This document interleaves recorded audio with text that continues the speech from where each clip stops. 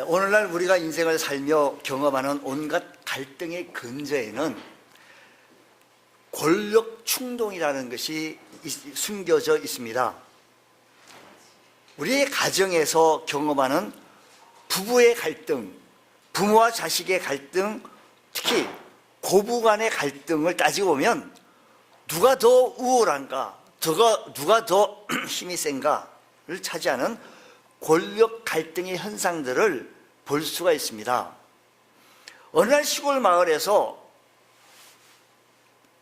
혼례식이 있었는데 거기에 시골 마을에 도시 처녀가 시집을 오게 되었습니다. 그런데 마침 옆집에 사는 수다쟁이 아주머니가 아주머니가 그 집 시어머니에게 와서 귀뜸을 해줍니다. 잘 들으세요.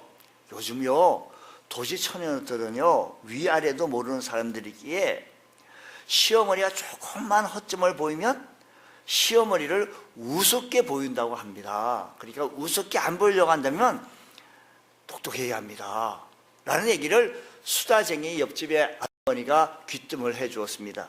이 말을 듣고 시어머니는 단단히 긴장하고 무장을 합니다. 이제 신혼여행을 마치고 돌아온 아들 네가 시골에서 어머니와 삶을 살아나가기로 이제 보금자리를 폈습니다. 그런데 이 시어머니는 도시에서 많이 배운 며느리에게 지고 싶지 않아서 매일 아침이면 조간신문을 펴들고 정치면을 펴들고 필리버스터 얘기도 하며 이것이 워터게이트 얘기를 해가면서 막 얘기를 합니다. 며느리 들으라고. 이 얘기를 들은 이 모습을 본 며느리가 우리 시어머니 참 똑똑하시네. 요즘 국회의원들에서 무슨 당들이 필리버스터 얘기를 하고 이것이 또 예전에 워터게이트 얘기를 해가면서 이렇게 말씀하시면서 거품을 무시니까 정치에 대단한 견해가 있으신가 보다 하고 속으로 놀라셔서 이제 나중에 퇴근하고 들어오는 자기 신랑 보고 하는 얘기, 야 우리 오 시어머니 대단하시네요. 정치면은 정치를 아주 꿰뚫고 계시네요. 신문을 보는데 줄줄줄 하시더라고요 라고 얘기했더니 그 신랑이 하는 말, 우리 엄마는 글자를 잘 모르시는데 신문을 볼 줄 모르시는데 어떻게 그렇게 얘기를 하셨을까라고 얘기해요. 그러던 어느 날 시어머니가 신문을 보고 있으려니까 며느리가 시어머니에게 신문이 무엇이 났느냐고 물어봤습니다. 그러니까 시어머니가 하는 얘기가, 이런 못된 놈들 세상에 말이야 대낮에 몽둥이를 들고 우리나라 왜 이렇게 조폭들이 많지 하면서 또 흥분을 하시는 겁니다. 얼마 전에 또 정치면을 보고 또 흥분하시더니만 이제는 대낮에 야구 방망이 같은 몽둥이 들고 이렇게 운집해 있으니 이 나라가 잘 될 틈이 있느냐고 흥분하기에 뭐가 낫기에 그러나 하고 이렇게 봤더니 면을 보니까 조폭들이 몽둥이를 들고 서 있는 것이 아니고 야구 선수들이 야구 경기에 야구 방망이를 들고 빠따를 들고 치려고 하는 모습이었다라는 것입니다. 그 기사를 보고 그 며느리는 웃음이 나오는 것을 막 웃지 않고 참고, 그를 모르는 시어머니가 이 야구 선수인지 조폭인지 구분을 못하고 흥분하신 걸 보고 며느리가 같이 흥분하는 거예요. 아이 글쎄 어머니 이게 웬 말입니까? 이게 서울 시내에서 이런 일이 있었다네요. 이 봉둥이 들고 이런 조폭들이 활기하니까 서울은 참 험악한 동네입니다 하고 같이 맞장구를 쳤다고 해요. 그러니까 시어머니가 같이 흥분하면서 그렇게 시어머니 편을 들어주는 그 며느리와 함께 같이 흥분했다. 여러분, 이 가정의 행복이요, 서로 높아지려고 기싸움 하려고 그것도 모르냐고 야단치고 이건 기쁨이 없습니다. 섬길 때 기쁨이 있고 웃음이 넘칩니다. 서로 섬길 때. 우리 교회가 서로 섬길 때 아름다운 모습으로 나타내 보일 수 있다라는 말씀인 것입니다. 반대되어진 얘기 한번 여러분들이 들어주는데요, 제가 이 글을 읽고 참 혼자 대박이다 이렇게 얘기했어요. 어느 며느리가 시부모님에게 편지를 쓴 글입니다. 아버님 어머님 보십시오. 그간 평안하셨습니까? 말씀드릴 것이 있어서 몇 자 올려드립니다. 우리는 아버님 어머니의 기쁨조가 아닙니다. 자꾸 외롭다고 하시는데 나이가 들면 외로워야 맞죠.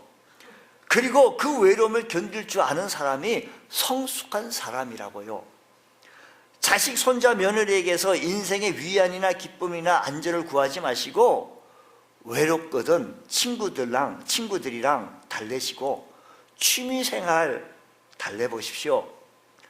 죽을 때 누구나 다 혼자입니다. 그 나이에 외로움을 품을 줄 아는 사람이 사람다운 사람이고 나이 들어서 젊은이 같이 살려고 하는 것이 어리석은 것입니다. 마음만은 청춘이라고요? 마음만이 청춘이고 어쩌고 이런 어리석은 말씀 좀 하지 마십시오. 나이 들어서 마음이 청춘이면 주책 바가지인 것입니다.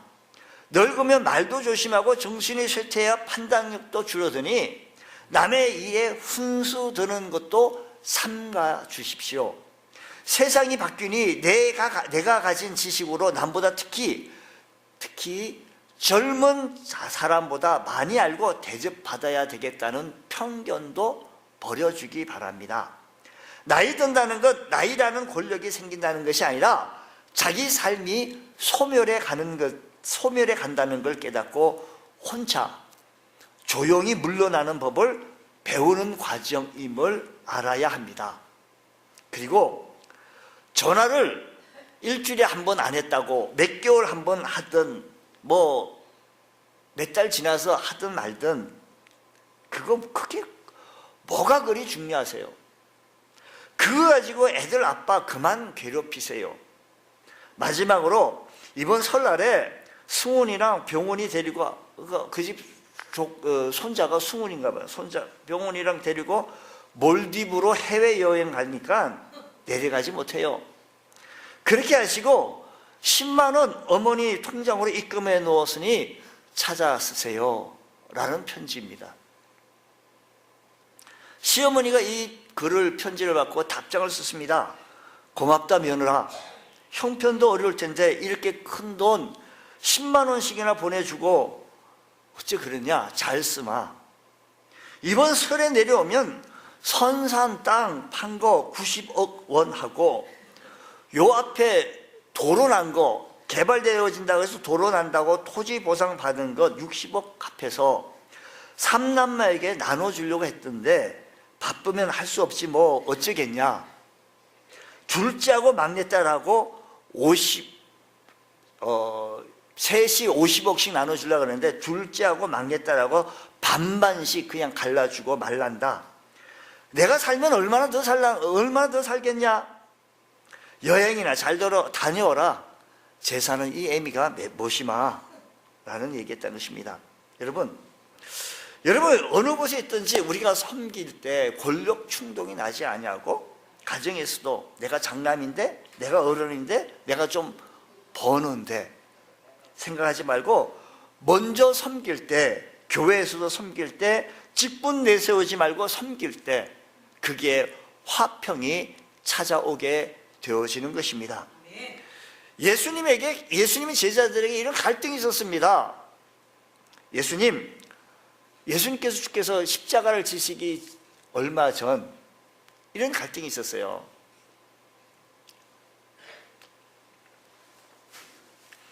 누가 큰 자인가 라는 다툼이 일어났다라는 것입니다. 마가복음에서는 제자 중 라이벌이었던 야고보와 요한의 형제가 이렇게 서로 얘기를 하는 것입니다.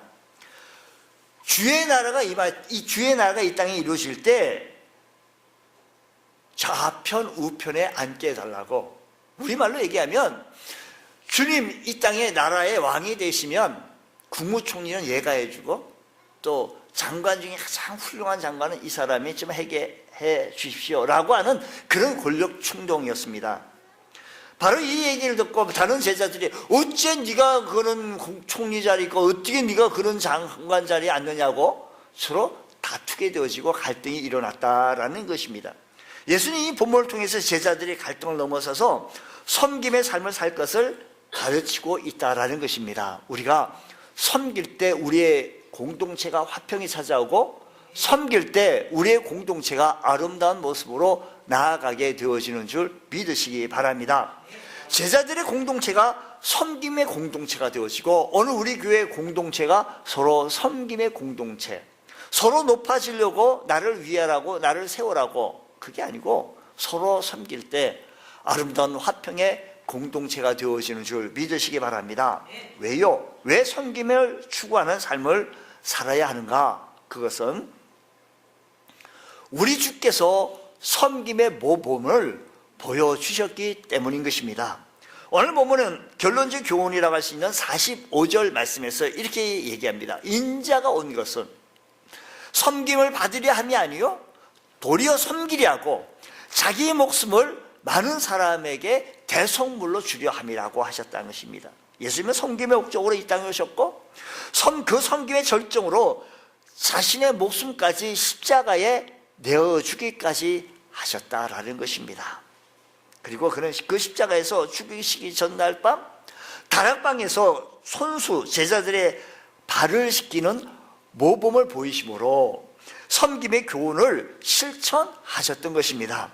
하나님의 아들이시고 제자들과 주인들 앞에서 스승이신 그 예수님께서 제자들의 발을 씻기셨던 모셨던 것은, 그것은 제자들의 발 앞에서 머리를 숙이고 무릎을 꿇고 수고를 들고 제자들의 냄새나는 발을 씻겼다고 하는 것은 우리 주님께서는 섬김의 본을 보여주셨다라는 것입니다. 그 당시의 유대 문화에서는 발 씻겨주는 것은 종이 하는 모습입니다. 왜냐하면 그 신발이 우리처럼 이런 신발이 아니고 샌들처럼, 우리가 여름에 쓰고 있는 그런 샌들, 그렇게 신고 다니다 보면 요즘 우리나라 이게 아스팔트가 잘 돼서 어떤 분이 회사에 출근했는데 신발에 완전 진흙 이렇게 해가, 아이고 아무개 씨 집이 어디시길래 신발이 어떻게 그러시냐고. 그러니까 요즘 우리 도시에는 다 아스팔트 이렇게 신발이 깨끗하고 그러잖아요. 근데 그 당시에 그게 아니기 때문에 주님께서 종이 씻기는 것을 주님께서 씻기셨다라는 것입니다. 여러분, 그러면서 말씀하시기를 이렇게 말씀하신 것입니다.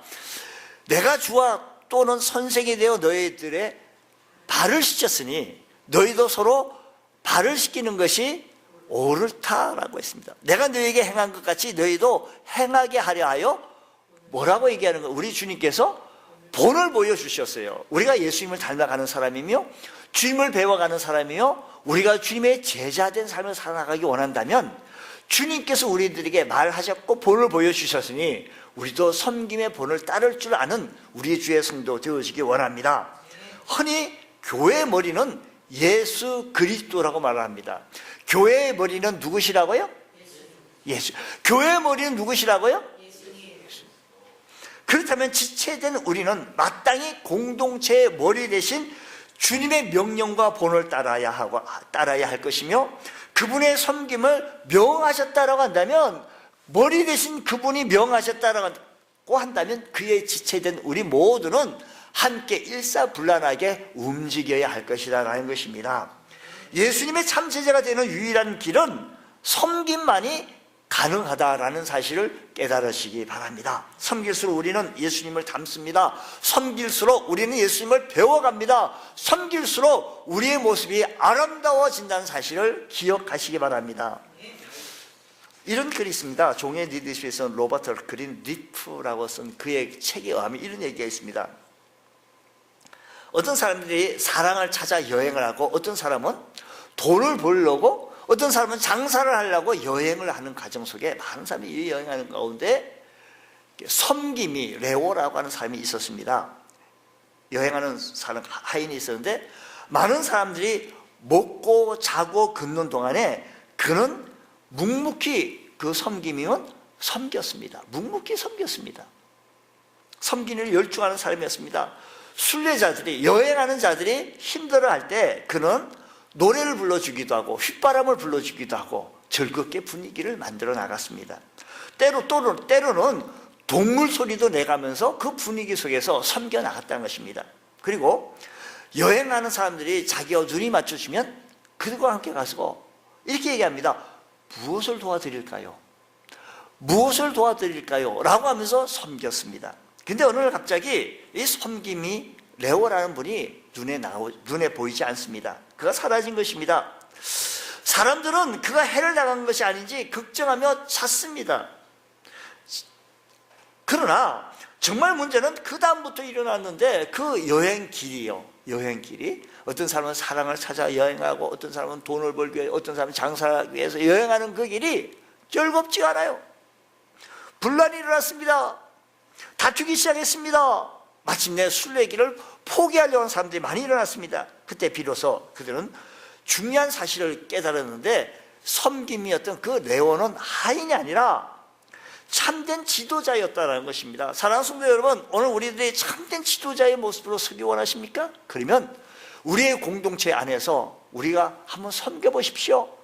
무엇이 필요한 것이 없습니까? 무엇을 도와드릴까요? 하며 눈이 맞출 때마다 또 우리의 인생의 여행길에 사랑을 찾아 돈을 벌려고 장사를 하고 직장을 다니고 나가는 그 여행길에 우리들이 섬김의 모습이 되어져서 때로는 나 때문에 그 여행길이 즐거운 거예요.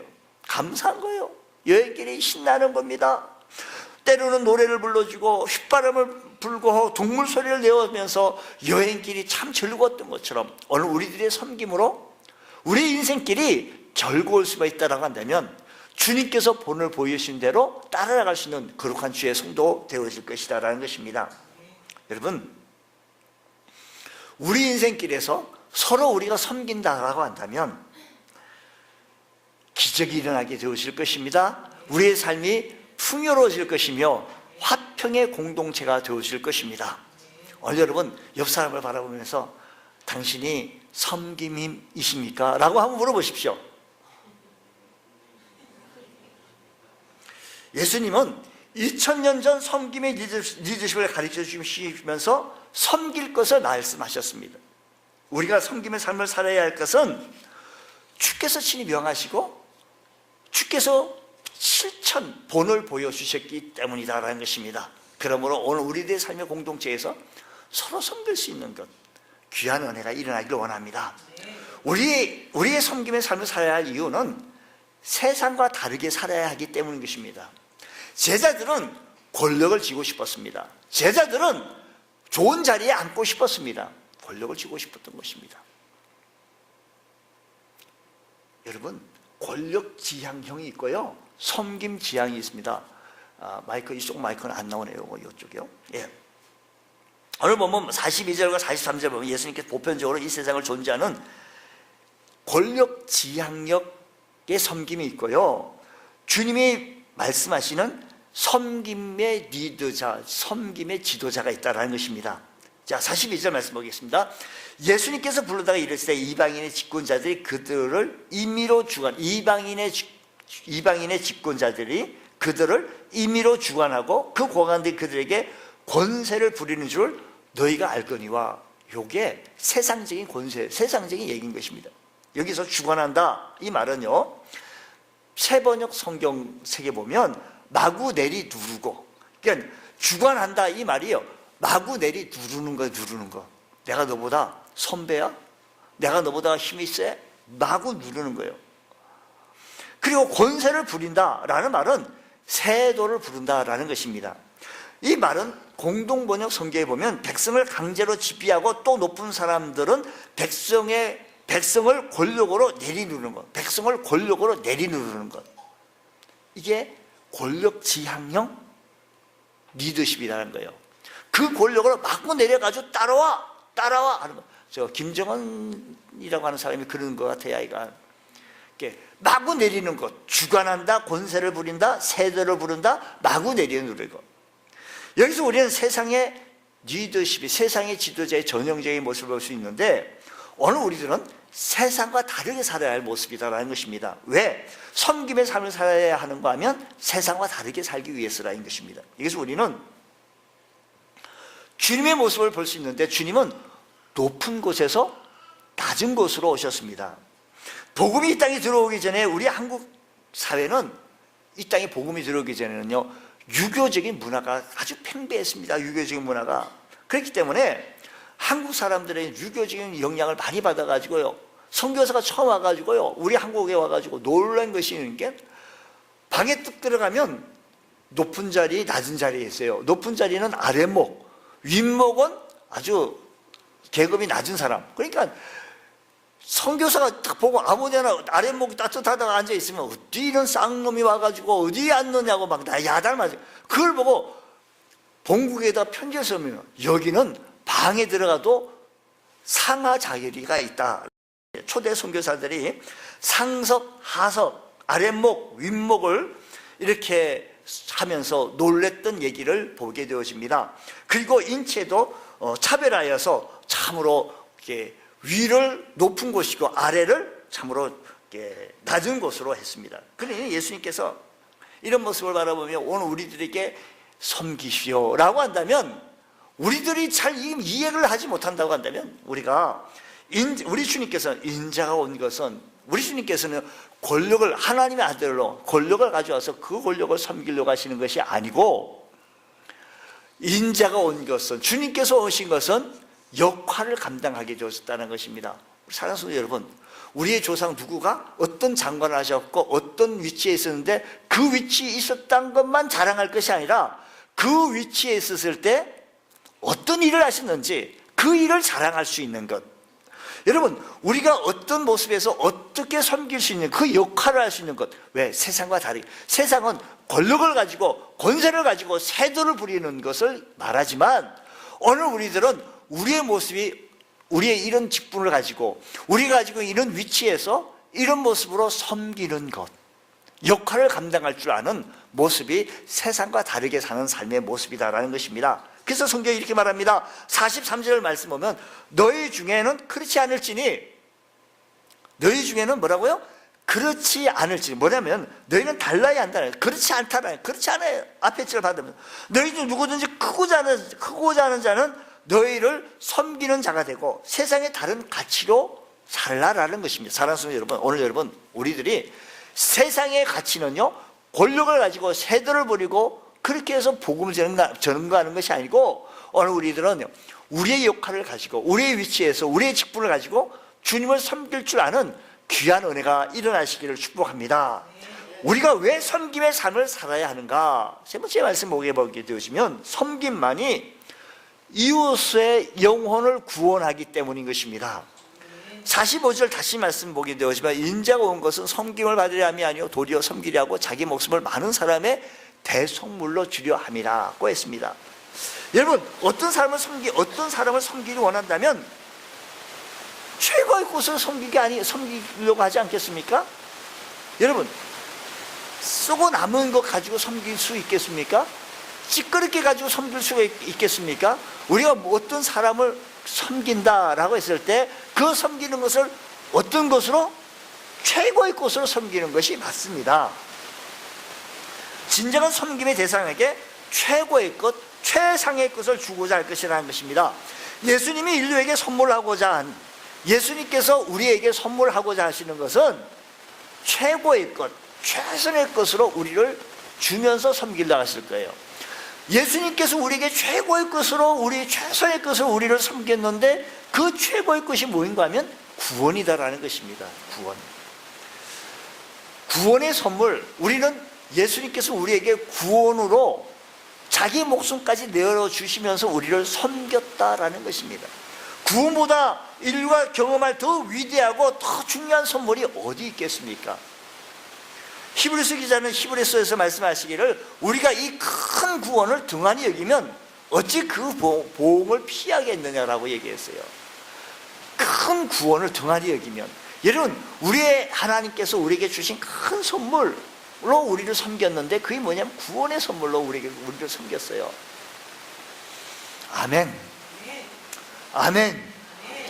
하나님께서 우리를 큰 구원의 선물로 우리를 섬겼다고 한다면 우리도 이 구원의 사건을 귀히 여길 수 있는 것, 우리 하나님께서 쓸데없고 찌끄럽기로 우리를 섬긴 것이 아니고 아주 귀한 것을 우리를 섬겼는 줄 믿으시기 바랍니다. 그게 구원의 선물이에요. 그것을 등한히 여기면 어떻게 하겠습니까? 히브리서 말씀입니다. 큰 구원을 등한히 여기면 어찌 그 보응을 피하겠느냐라는 거예요. 어찌 그 보응을 피하겠느냐. 이 구원은 처음에 주로 말씀하신 바요, 죽은 자들이 우리에게 확정한 바니라고 했습니다. 누가복음 19장의 말씀 보게 되시면 인자가 온 것은 잃어버린 자를 찾아 구원하려 하심이라고 했습니다. 인자가 온 것은 잃어버린 자를 찾아 구원하려, 우리 주님께서 오신 것은 무엇으로? 구원으로 우리를 섬기기 위해서 오셨다라는 것입니다. 죄사함이 없는 것 없이는 구원이 없기에 이 큰 구원, 대속의 은혜를 인류에게 제공하기 위해서는 예수님께서는 기꺼이 자신의 목숨을 십자가에서 대속물로 내어주셨다라는 것입니다. 아멘. 이 사실만큼은 깨달았으면 좋겠어요. 이 큰 구원을 이루기 위해서 기꺼이 자신의 목숨을 십자가에 내어놓으셨던 것 믿으시기 바랍니다. 할렐루야. 우리를 참으로 섬기기 위해서, 나를 섬기기 위해서 우리 주님께서는 목숨까지 내어주셨는 줄 믿으시기 바랍니다. 할렐루야. 주님께서 이렇게 섬겼어요. 오늘 여러분, 우리가 세상의 권력으로 우리를 섬긴 것이 아니고, 세상의 권력을 이용하여 우리를 섬긴 것이 아니라 낮아짐으로 섬겼어요. 자신의 목숨까지 내어주면서 섬기시면서 큰 구원의 선물을 우리에게 주셨으니, 우리가 왜 섬김을 삶을 살아야 되느냐? 주님처럼 섬김만이 이웃의 영혼을 구원할 수 있기 때문이다라는 것입니다. 여러분, 구원하려고 한다면, 이웃의 영혼을 구원하려고 한다면 우리가 섬기지 않냐고는 참 섬기기 어렵습니다. 구원하기 어려워요. 사랑하는 남편 구원하는 것도, 어떤 분이요, 집사님이신데 여자 집사님이 오집사님이라는 분이 있었습니다. 황해도 신천에 있는 장계교회 오명신 집사입니다. 예수 믿고 교회 다닌다는 이유로 남편은요 얼마나 핍박이 심한지 그 당시에 그랬어요. 옛날에 황해도 신천에 장계교회 오명신 아주 유명해요. 여러 번 집에서 쫓기도 났고 성경 찬송 가지고 다닌다고 이것을 갖다가 불태기도 하고 찢기도 하고 얼마나 핍박이 심한지 몰라요. 근데 어느 날 그럼에도 불구하고 이 오명신 집사님께서는 남편 영혼 구원을 위해 하나님 앞에 기도하면서 나가 있는데, 마침 그날 부흥회라 신랑이 퇴근할 때 됐는데 그날따라 부흥회가 좀 길었어요. 조금 길었어요. 그러니까 집에 와본 신랑이 자기 부인이 없는 거예요.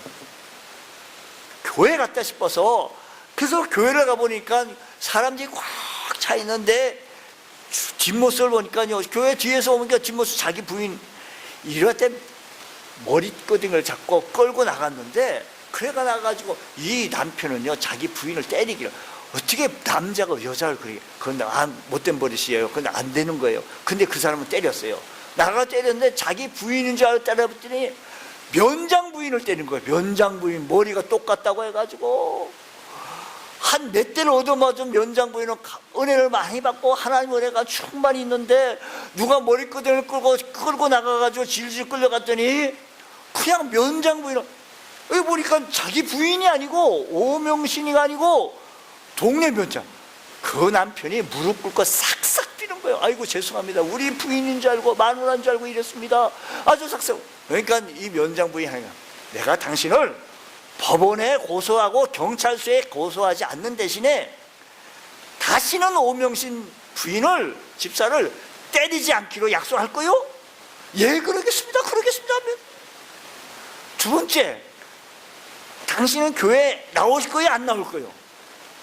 교회 나오겠습니다. 교회 나오겠습니다. 안 그러면 경찰서 나랑 가자 하는 거예요. 면장 부인의 남편이 와가지고 네가 왜 우리 부인을 때렸냐고 멱살 그대로, 이게 사람이 혼났어요. 그 이후에 어쩔 수 없이 교회를 나와가지고 예수 믿게 되어졌다라는 말씀인 것입니다. 참, 면장 부인이라고 하시는 분은 맞아가면서 복음을 증거한 거예요. 여러분, 영혼 구원하기 위해서 우리가 섬겨야 되는데, 여러분 어떤 모습으로 섬기기 원하십니까? 우리 교회에서 이런 일을 벌려고 있어요. 오케스트라를 만들어 가지고요, 제가 이 설교 시간에 이것을 다 설명할 수 없어요. 그렇게 지금 인원이 오늘까지 30여 명이 지금 등록한 걸로 지금 보고가 지금 들어오고 있는데, 우리 교회 숫자가 좀 너무 적어요. 사실은요, 우리 교회가 그 속에 들어가서 내변에 우리가 교회가 한 오케스트라 한 70명 정도 계획을 지금 하고 있어요. 한 반에 18명 이렇게 해가지고 4개 악기하고. 그 지휘자님, 색소폰 오케스트라 안 들어가요? 안 들어가요? 색소폰은 안 들어간다고 그래가지고 난 이거 확인을 더 해봐야 되고 음악 공부를 제가 조금 더 해봐야 될 것 같아요. 어쨌든 하여간 뭐 이렇게 하는데 거기 들어가서 하는 일이 있어요. 우리가 섬기면서 함께 친해지면서 굳이 내가 그 사람 교회 나오라고 예수 믿으라고 말을 안 했는데 그분들이 악기를 배우면서 내가 어떻게 하면 예수 믿게 됐냐고, 내가 어떻게 하면 교회 나올 수 있느냐고 할 수 있게 되어질 것이다라는 겁니다. 글로 간다면 여러분들이 거기 들어가요? 섬겨야 돼요. 같이 악기를 배우면서 섬기는 것. 그 하는 여러 가지 방법들이, 비결들이, 이런 방법이 이렇게 있어요. 이런 부분들은 제가 설명을 잘 못 드려요. 우리 교회 전도사님이 잘 설명을 들 것이고 할 건데, 여러분들이 일단 섬기면, 우리 오케스트라 들어가 섬길 때 전도가 되고, 여러분의 공동체, 여러분의 직장에서, 여러분의 남편에서, 여러분의 자녀에게 한번 잘 좀 복음을 섬겨. 우리가 이 섬기는 권력으로 너 나와! 이게 잘 안 되잖아요.